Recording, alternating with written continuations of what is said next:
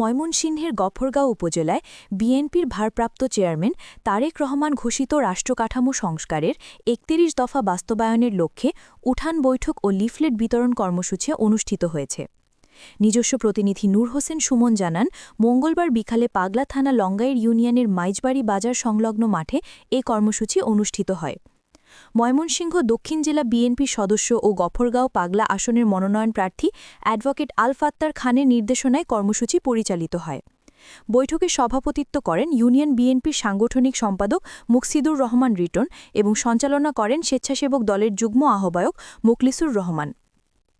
উপস্থিত ছিলেন স্বেচ্ছাসেবক দলের মশাখালী ইউনিয়নের সভাপতি প্রার্থী রাসেল ফকির, পাগলা থানা তাঁতি দলের যুগ্ম আহ্বায়ক শামীম ফকির, পাগলা থানা তাঁতি দলের যুগ্ম আহ্বায়ক রাজু ফকির, পাগলা থানা বিএনপির সাবেক সদস্য ও লঙ্গাইর ইউনিয়নের সাবেক সাধারণ সম্পাদক আমির উদ্দিন পালোয়ান, মশাখালী ইউনিয়ন বিএনপির সাবেক সাংগঠনিক সম্পাদক শাহনেওয়াজ করির বাচ্চু, পাগলা থানা বিএনপির সাবেক সম্মানিত সদস্য আমির হোসেন, উপজেলা স্বেচ্ছাসেবক দলের যুগ্ম আহ্বায়ক দিদারুল ইসলাম, পাগলা থানা কৃষক দলের আহ্বায়ক দিন ইসলাম দিলি, দক্ষিণ জেলা যুব দলের সদস্য উজ্জ্বল মিয়া, পাগলা থানা মৎস্যজীবী দলের আহ্বায়ক সাদির ব্যাপারী, টাঙ্গাই যুব দলের সভাপতি মাহফুজ, পাগলা থানা জাসাসের সদস্য সচিব কাজল, পাগলা থানা স্বেচ্ছাসেবক দলের যুগ্ম আহ্বায়ক ইউসুফ খান, পাগলা থানা ছাত্রদলের সাবেক সদস্য সচিব সুখে নাকন্দ, তাঁতি দলের আহ্বায়ক মনির দপ্তরি ও দত্তের বাজার ইউনিয়ন শ্রমিক দলের সভাপতি মফিজুল, দত্তের বাজার ইউনিয়ন ছাত্রদলের সাধারণ সম্পাদক শান্ত।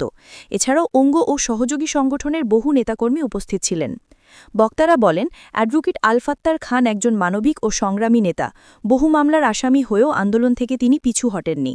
তারা আরও উল্লেখ করেন, ৩১ দফা বাস্তবায়ন দেশের মুক্তির পথ এবং আল ফাত্তার খান মনোনয়ন পেলে গফরগাঁয়ের জনগণ আরও নিরাপদ বোধ করবে। আপনাদের কাছে দোয়া চাই, আপনারা দোয়া করবেন আমার নেতা অ্যাডভোকেট আল ফাত্তার খান উনি যেন নমিনি সরকার পান, গফরগাঁওয়ের প্রতিনিধিত্ব করতে পারেন। আপনাদের ভালোর জন্য, আপনারা থেকে থাকার জন্য, আপনাদের মান সম্মানকে বসবাস করার জন্য আমরা শুধু আওয়ামী লীগের বিপক্ষে থাকবো তাদের যারা সন্ত্রাসী, যারা মামলা মোকদ্দমা করে আমাদের সাধারণ মানুষকে অযথা হয়রানি করেছে। আমাদের নেতা বলেন, যারা চাঁদাবাজি করে, যারা দখলবাজি করে তাদের থেকে দূরে থাকুন। আপনারা সেখানে যাবেন না।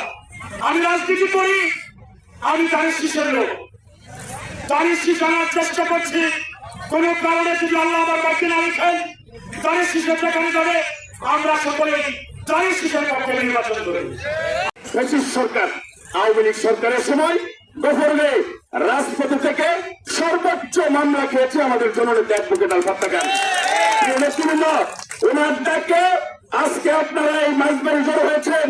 অ্যাডভোকেট আল ফাত্তার খান সাহেব সাধারণ মানুষের মাঝে করোনাকালীন সময় যখন মানুষ ঘর থেকে বের হয় নাই, নিজের জীবন রক্ষার জন্য ঘরে বসেছিল।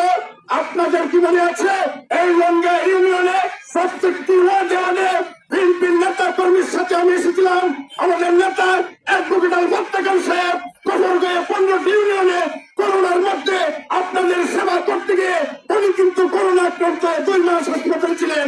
তারপরেও উনি জীবনের বাজি রেখে উনি করোনাগ্রস্ত হয়ে 2 মাস চিকিৎসাধীন থাকা অবস্থায় ফের সুস্থ আবার কিন্তু জনগণের মাঝে উনি করোনাকালীন সময় এসেছে।